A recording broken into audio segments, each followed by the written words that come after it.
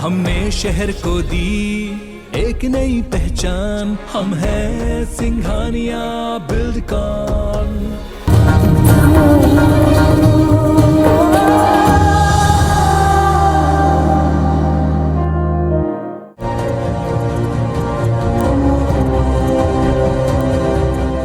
जर्रे जर्रे से उठा तूफान किले की नींव को भी उखाड़ फेंकता है और कुछ इसी तरह के तूफान का आगाज हुआ था 1857 में, जब देश भर में अंग्रेजी हुकूमत के खिलाफ पहली बार बिगुल बजा था।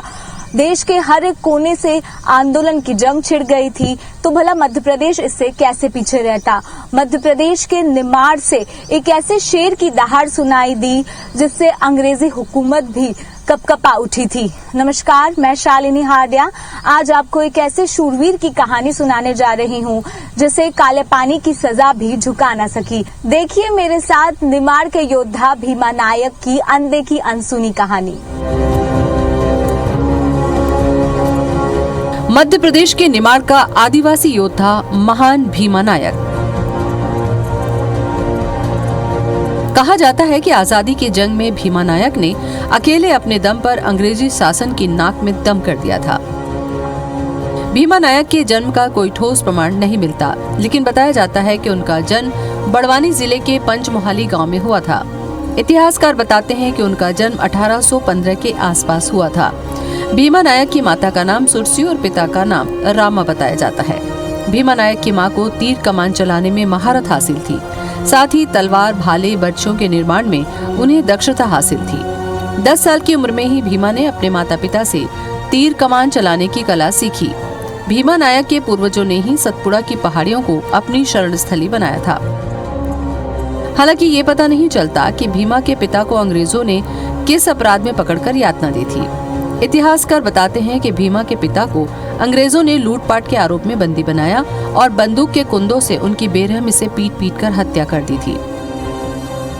भीमा नायक ने जवानी की दहलीज पर कदम ही रखा था कि अपने पिता की दर्दनाक मृत्यु से उनके दिल को गहरा आघात लगा। पिता की मृत्यु ने अंग्रेजों के खिलाफ उनके दिल में नफरत को और हवा दे दी। वो अच्छी तरह से जानते थे कि अंग्रेज शक्ति संपन्न और आधुनिक हथियारों से लैस हैं। भीमा ने अपना वक्त अंग्रेजों की कूटनीति और युद्ध नीति को समझने में लगाया। अंग्रेजों को देश से खदेड़ने और पिता की मृत्यु का बदला लेने उन्होंने अपनी शक्ति संगठित करने का दृढ़ निश्चय किया। भीमा के अंदर ही अंदर सुलग रही बदले की चिंगारी ने निमाड़ को एक वीर योद्धा दे दिया। तो अंग्रेजों ने क्या किया था कि इनको पता चला कि यार यहाँ कोई ऐसा औजार वगैरह बनाता है, तो बना रहे थे नीचे साइड में होके पहाड़ी के पास। उन्होंने सब उनके वो ले भी लिए, जितनी भी तलवारें फलवारें जो बनाई थी सब ले लिए और भी चीजें ले ली और उनको मारा भी। और उसके कुछ दिन बाद भीमा नायक के पिताजी जो थे वो दिवंगत हो गए। इस बात को लेकर उनके दिमाग के अंदर बहुत जटिलताएं थी और वो हादसे में थे कि मेरे पिताजी को मार डाला अंग्रेजों ने। तो उसके बाद उन्होंने कहा कि यार क्यों ना मैं भी जो है देश प्रेम के लिए, देश के लिए कुछ करूं। बड़े हो गए थे, उनको ऐसा आइडिया था कि मैं भी कुछ करता हूं। पश्चिम निमाड़ में फैला बड़वानी राज्य अपने स्थापना काल से ही भारत की स्वाधीनता तक एक स्वतंत्र रियासत के रूप में कायम रहा। यहाँ के राणा राजपूत शासकों ने कभी किसी की अधीनता नहीं स्वीकारी। इनकी फौज में प्रारंभ से ही राजपूत और भील सिपाही थे। बड़वानी रियासत की सेवा में भीमा नायक ने राणा मोहन सिंह और राणा जसवंत सिंह के कार्यकाल में काम किया था। रियासत की ओर से उन्हें 50 रुपए प्रतिमाह राशि दी जाती थी और उनके पास अपनी एक सेना थी जिनके पास राज्य की सुरक्षा का जिम्मा था। हालांकि काम के दौरान भी भीमा नायक अपनी सेना के लोगों की मदद करने में कोई कमी नहीं करते थे। बताया जाता है कि सन 1853-54 के आसपास भीमा की गढ़ी में लगभग 3000 सैनिक थे। हर 500 की टुकड़ी पर एक प्रमुख भील सरदार की नियुक्ति भीमा नायक ने की थी। इसमें लगभग 200 भील सिपाही 3 किलोमीटर के घेरे में आसपास स्थायी झोपड़ियां बनाकर खेती के अलावा जंगल से प्राप्त संसाधनों के द्वारा अपनी आजीविका चलाते थे। पीजी कॉलेज के प्राध्यापक एवं इतिहासकार डॉक्टर मधुसूदन चौबे का कहना है कि भीमा नायक को राज्य की रक्षा की जिम्मेदारी दी थी और उनके राणा से संबंध बेहद मधुर थे। उन्होंने काफी वर्षों तक रियासत के साथ काम किया और बड़वानी रियासत की तरफ से उन्हें वेतन भी दिया जाता था और यह वेतन 50 रुपये प्रति माह होता था। बड़वानी रियासत के जो राजा थे, भीमा नायक जी की हस्ती और उनकी अपनी जो एक सेना थी उसके शौर्य से काफी प्रभावित थे और भीमा नायक जी को सम्मान देते थे। समय समय पर दरबार में बुलाकर उन्हें सम्मान के चिन्ह भी प्रदान किया करते थे। लेकिन जैसा कि होता है, संबंध सदैव एक जैसे नहीं होते। कालांतर में भीमा नायक जी और बड़वानी रियासत के संबंध भी उतार चढ़ाव वाले होते रहे। खटमिट्ठे दौर उनके संबंधों में आते रहे। उसके पश्चात उनके जीवन का अगला दौर आया, जिसे हम क्रांतिकारी का दौर कहते हैं। समय बीतता गया और अंग्रेजों के आतंक की शुरुआत का आगाज भी इस दौर में होने लगा था। भीमा नायक का ध्यान अब रियासत की रक्षा से हटकर अंग्रेजों की तानाशाही रवैये से अपने लोगों को बचाने में लगने लगा। यहाँ से भीमा नायक के जीवन ने करवट ली और वो एक क्रांतिकारी के रूप में उभरने लगे।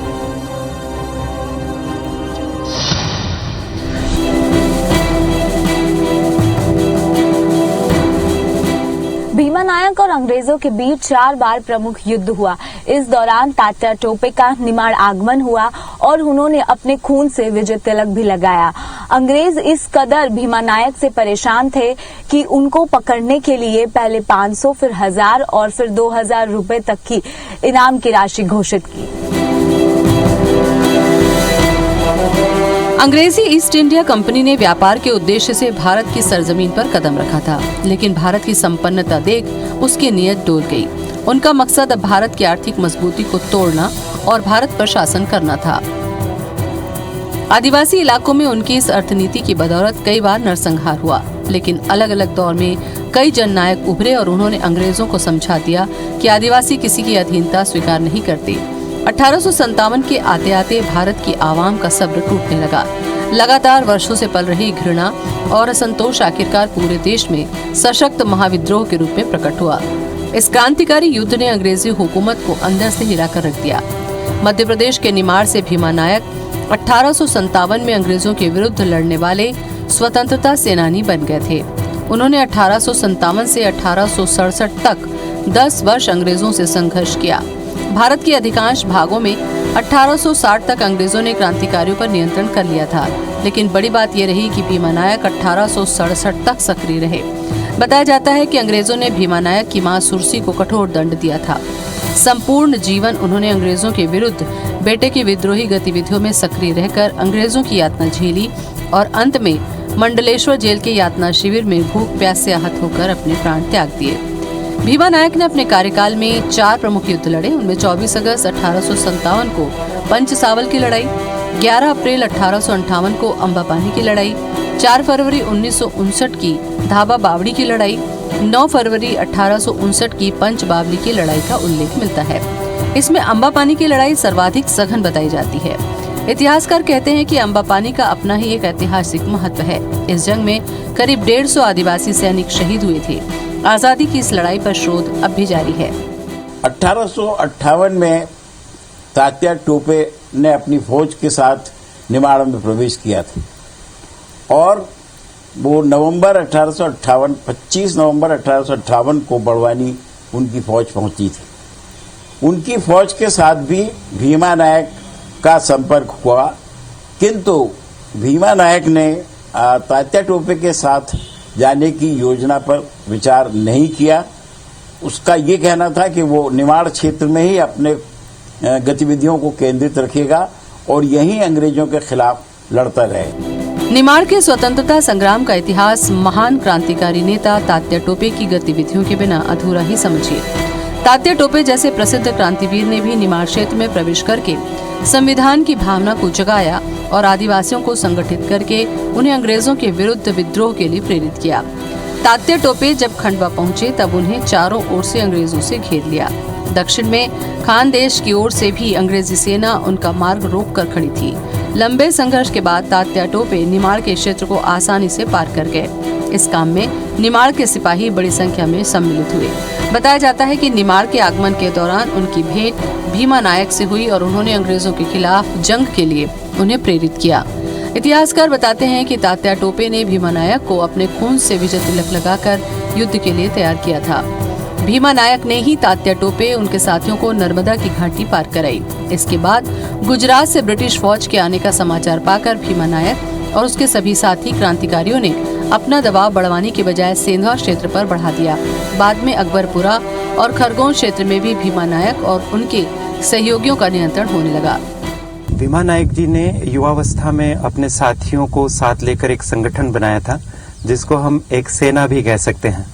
शुरू में इसमें संख्या कम थी, जो निरंतर बढ़ती चली गई, 500 तक पहुंच गई। और जब अंग्रेजों से उनका संघर्ष हुआ तो आसपास के लोग और जुड़ते गए और इस तरह से ये संगठन हजारों में पहुंच गया। डॉक्टर मधुसूदन चौबे की एक खूबसूरत कविता लिखी है जिसमें भीमा नायक का वर्णन है। जब दिल में हौसला, खून में उबाल आता है, तब दुनिया के नसीब में भीमा जैसा लाल आता है। निमाड़ की तपती धरती गढ़ती बगावती योद्धा, तो फिरंगियों की नींद उड़ाने के लिए भूचाल आता है। भीमा के ख्वाबों में आती है आजादी की परियां, तब इतिहास की किस्मत में 1857 साल आता है। देश के इतिहास ने गुलामी के दौरों में देखा मधु, आजादी की रंगोली के लिए रक्त का गुलाल आता है।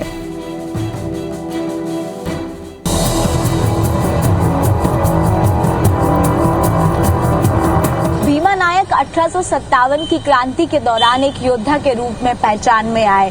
कहा जाता है कि भीमा नायक ने अकेले ही अपने बूते अंग्रेजों के दांत खट्टे किए। उन्होंने आदिवासियों को एकजुट किया, साहूकार के शोषण और अत्याचारों से उन्हें बचाया और धीरे धीरे सतपुड़ा के जंगलों से अंग्रेजों का खात्मा किया। और यहीं से शुरुआत हुई भीमा नायक के निमाड़ के योद्धा के सफर की। भीमा नायक सतपुड़ा की पहाड़ियों के चप्पे चप्पे से परिचित थे और यही वजह थी कि भीमा नायक ने इसे अपना वॉच टावर बनाया था। आजादी की लड़ाई में सबसे पहले निमाड़ का एक ऐसा योद्धा जिसकी वजह से सबसे पहले अंग्रेजों के खिलाफ लोहा मनवाया था, वो थे भीमा नायक। भीमा नायक के लिए कहा जाता है कि उनकी शौर्य गाथा आज भी इन वादियों में नजर आती है, क्योंकि कहा जाता है कि यहीं से उनकी रणनीति बनती थी कि किस तरह से अंग्रेजों का खात्मा किया जाएगा। इस समय मैं मौजूद हूँ सतपुड़ा में, जो आप खासतौर पर देख सकते हैं काफी ऊंचाई पे ये पहाड़ जो है वो बना हुआ है। तस्वीरों में आपको जो नजर आ रहा है ये उनके शस्त्र और भंडार गृह हुआ करता था एक समय पर, और वो बेहद ज्यादा दूर से ही पता लगा लेते थे कि कोई उनको पकड़ने के लिए यहाँ पर पहुंच रहा है। दूसरी तरफ की जगह अगर मैं दिखाऊं तो आपको नजर आएगा एक वॉच टावर वहां बना होता था। हालांकि अब इसके साक्ष्य बेहद कम मिलते हैं, लेकिन जिस तरह से इतिहासकार बताते हैं कि आज भी उनकी मौजूदगी का होने का एहसास तो होता है। साथ ही साथ वो वॉच टावर के माध्यम से पहले ही पता लगा लेते थे कि कौन सा जो व्यक्ति है वो उनसे मिलने आ रहा है, क्या वो उनका सहयोगी है या फिर वो अंग्रेज हैं जो उनको पकड़ने के लिए यहाँ आ रहे हैं। इसके साथ साथ सबसे ज्यादा खास यहाँ हुआ करता था कि उनमें एक अलग ही खूबी हुआ करती थी, वो खूबी चकमा देने की। जब भी अंग्रेज पहाड़ी के रास्ते यहाँ तक पहुंचते थे उसके पहले ही भीमा नायक जो है अपना वेश बदल लेते थे और पहाड़ियों पे एक अलग ही अंदाज में पहुंच जाते थे। बताया जाता है कि वो दूर दूर तक लूटपाट करके धन इकट्ठा करते थे। धन का उपयोग सेना के लिए शस्त्र, जल और भोजन की व्यवस्था में किया जाता था। लूट के ही पैसों से वेतन भी दिया जाता था। गरीबों की हर संभव सहायता के लिए वो हमेशा तत्पर रहते थे, जिसके चलते वो क्षेत्र के सबसे लोकप्रिय योद्धा बन गए थे। कहते हैं कि सिलावत क्षेत्र में खानदेश की सीमा तक घने वन थे और वहाँ बिना सुरक्षा की यात्रा करना बेहद मुश्किल होता था। इन्हीं घने जंगलों से भीमा के गुरु को एक जड़ी बूटी हाथ लगी थी, जो व्यक्ति की सुरक्षा और उनके प्राणों की रक्षा करने में समर्थ थी, जिसको भीमा को देते हुए उनके गुरु ने कहा था कि किसी भी स्थिति में जड़ी बूटी को खुद से अलग न होने दें। ऐसा कहते हैं कि उनके पास कुछ यहाँ कंधे के ऊपर भुजाओं में कोई ताईज बंधा हुआ था और वो उसके कारण भी उनकी विजय होती रही। उनके बारे में कहते थे कि वो एक छलांग लगाते थे तो कहीं मीलों चले जाते थे, लेकिन बाद में उनका वो ताईज वगैरह भी किसी ने छीन लिया। लोगों ने कहा कि इस ताईज के अंदर कुछ मंत्र तंत्र हैं। बड़वानी रियासत से लगभग 16 किलोमीटर की दूरी पर एक पहाड़ी पर नगरी माता का मंदिर है, जहां माता के चमत्कार ने भीमा को एक नई दिशा दी। बड़वानी रियासत के 16 किलोमीटर दूर नगरीय माता मंदिर है और इस मंदिर की स्थापना किसी चमत्कार से कम नहीं बताई जाती है। इस समय मौजूद हूं मैं नगरीय माता मंदिर में। इसकी बेहद ज्यादा दिलचस्प कहानी भीमा नायक से जुड़ी हुई है। कहते हैं कि एक बार भीमा नायक को अपने सैनिकों की अनाज की व्यवस्था के लिए काफी तनाव झेलना पड़ रहा था। इस दौरान उन्होंने अंजड़ को लूटने की तैयारी की थी और इसीलिए वो गांव की सीमा तक पहुंचे थे। लेकिन जैसे ही कुछ सिपाही यहां पहुंचे, उन्हें पता चला कि जो सिपाही हैं वो अंधे होने की शिकायत मिली।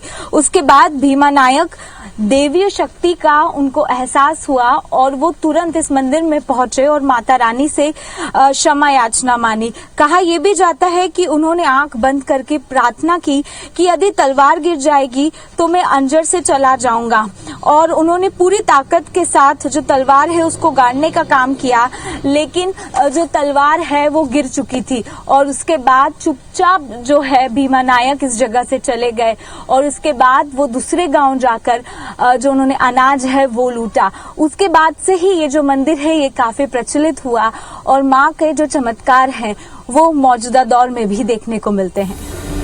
भीमा नायक ने अपने कार्यकाल में 3 बावड़ियों का भी निर्माण किया था। ये 3 बावड़ियां बड़वानी से 12 किलोमीटर की दूरी पर सिलावत मार्ग पर स्थित है।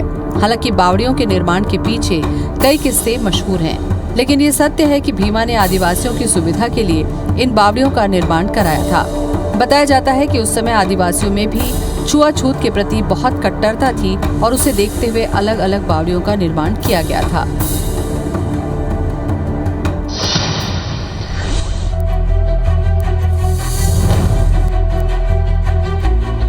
लालच में आकर एक गद्दार ने भीमा नायक को बालकुआ से गिरफ्तार कराया। गिरफ्तारी के बाद उन्हें काला पानी में आजीवन कारावास की सजा सुनाई गई। निमाड़ के योद्धा ने 10 साल तक अंग्रेजी शासन की नाक में दम कर रखा था। अंग्रेजों के द्वारा बार बार भीमा नायक को पकड़ने के लिए इनाम की राशि भी घोषित की गई। अंग्रेजों ने भीमा को पकड़वाने के लिए इनाम की राशि 2000 रुपए कर दी थी।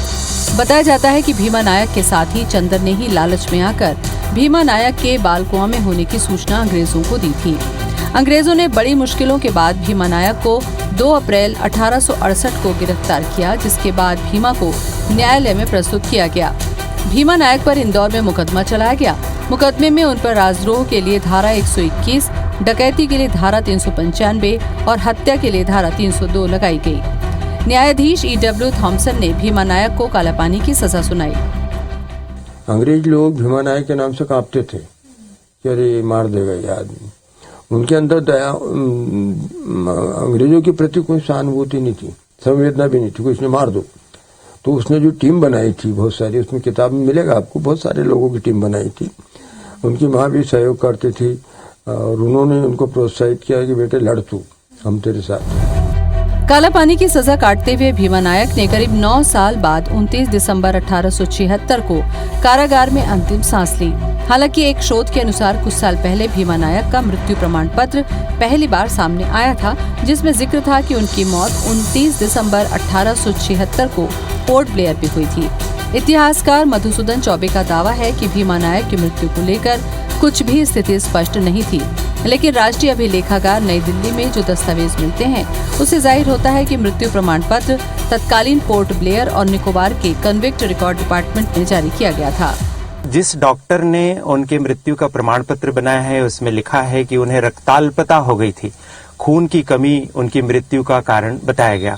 इस तरह से 29 दिसंबर 1876 को भीमा नायक जी की शहादत हुई। हालांकि निमाड़ का योद्धा क्रांतिकारी भीमा नायक साथी के छल और विश्वासघात के चलते अंग्रेजों के हाथ आए थे। भीमा नायक को फांसी नहीं दी गई, किंतु उस वीर योद्धा ने सैकड़ों क्रांतिकारियों के साथ अपनी मातृभूमि की रक्षा के लिए अपने प्राण न्यौछावर कर दिए और युगों युगों के लिए अमर हो गए।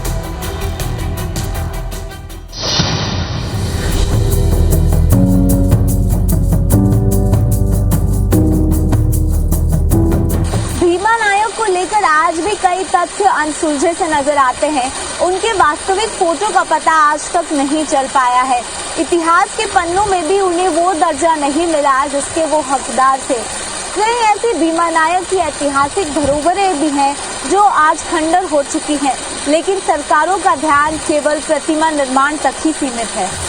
भीमा नायक न कोई बहुत बड़े सम्राट थे, न ही किसी रियासत के राजा।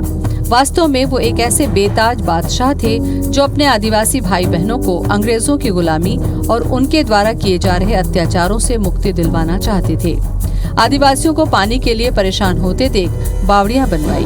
वो नहीं जानते थे कि बावड़ियां इतिहास रचेंगी और यही एक बड़ी वजह है कि वर्तमान में शहीद भीमा नायक सागर परियोजना की शुरुआत बड़वानी में की गई। देखिए, ब्रिटिश अभिलेखों में चाहे वो भीमा नायक हो या टंटिया भील हो, इनको डाकू लिखा गया, विद्रोही लिखा गया। और ये स्वाभाविक है ऐसा लिखा जाना, क्योंकि उनने सत्ता का विरोध किया। जो भी सत्ता का विरोध करेगा वो विद्रोही होगा। लेकिन वास्तविकता ये है कि इन लोगों ने जो लड़ाई लड़ी वो अपनी मातृभूमि को आजादी के लिए लड़ाई लड़ी। इनका अपना कोई राज्य नहीं था, इनने कोई अपना दत्तक पुत्र नहीं लिया था, इन्होंने कोई दूसरे राज्यों को जो हड़प नीति डलहौजी की थी उसके ये शिकार नहीं हुए थे। लेकिन ऐसा क्या था, ये क्यों लड़ रहे थे? मुख्य रूप से इनके मन में सिर्फ ये भावना थी कि हम अपने देश को आजादी दिलाएं, अंग्रेजों को यहाँ से मार भगाएं, क्योंकि वो हम पर अत्याचार करते हैं। जिला मुख्यालय से करीब 15 किलोमीटर की दूरी पर क्रांतिकारी शहीद भीमा नायक का भव्य स्मारक धाबा बावड़ी के पास बनाया गया था, लेकिन अब गढ़ी में बना शहीद स्मारक बदहाल अवस्था में पहुंच चुका है। IBC 24 की संवाददाता शालिनी हाडिया ने जायजा लिया पहाड़ी पर बने भीमा नायक के शस्त्र और भंडार गृह का, जो आज पूरी तरह से खंडहर हो चुका है। उनके गौरवशाली इतिहास का बखान करने की जरूरत सरकार को थी, वो आज होते नजर नहीं आता है। और इसकी एक बड़ी वजह ये मानी जा सकती है क्योंकि उनके द्वारा जिस तरह से एक बड़ी क्रांति का आगाज किया गया, जिस मशाल को उन्होंने जलाया, उसको आज तक सजो के नहीं रखा है। इस समय मैं मौजूद हूँ उस जगह पर जहाँ पर सबसे विशेष महत्व कहा जाता था। अंग्रेजों को यहीं से हराने की हर एक रणनीति बनाई जाती थी। कहा जाता है ये निमाड़ के रॉबिन हुड का सबसे महत्वपूर्ण शस्त्रों को रखने का गृह हुआ करता था और यहीं से भंडार गृह भी हुआ करता था। लेकिन वर्तमान में आप देख सकते हैं कि ये खंडर में तब्दील हो गई है और सरकार जिस तरह से दावे करती है कि भीमा नायक से जुड़ी हर एक महत्वपूर्ण चीजों को सजो के रखा है जिससे युवा पीढ़ी से उनको अवगत कराया जा सके, लेकिन सबसे महत्वपूर्ण धरोहर जो है वो किस तरह से आज तब्दील हो चुकी है खंडर में। 1857 के स्वतंत्रता संग्राम में अहम भूमिका निभाने वाले स्वतंत्रता सेनानी भीमा नायक को इतिहास के पन्नों में हमेशा याद किया जाएगा। जिस तरह से मेरठ के मंगल पांडे का आजादी में अहम योगदान रहा, उसी तरह मध्य प्रदेश में भीमा नायक का योगदान भी अमर है।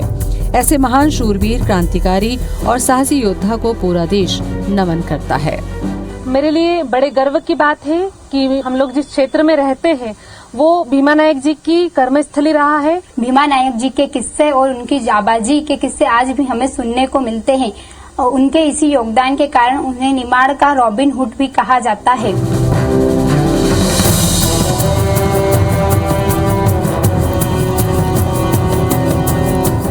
भारत भूमि महान योद्धाओं की जन्मभूमि रही है जिनके आगे हर कोई नतमस्तक है। ऐसे ही महान शूरवीर योद्धाओं में निमाड़ के भीमा नायक का नाम भी आता है। स्वतंत्रता संग्राम में जिस तरह से मंगल पांडे का योगदान रहा है, वैसा ही योगदान मध्य प्रदेश में भीमा नायक का भी रहा है। अगली बार रूबरू होंगे किसी नए क्रांतिकारी के साथ। जब तक के लिए मुझे और मेरे कैमरा पर्सन अखिलेश जायसवाल को दीजिए इजाजत। नमस्कार।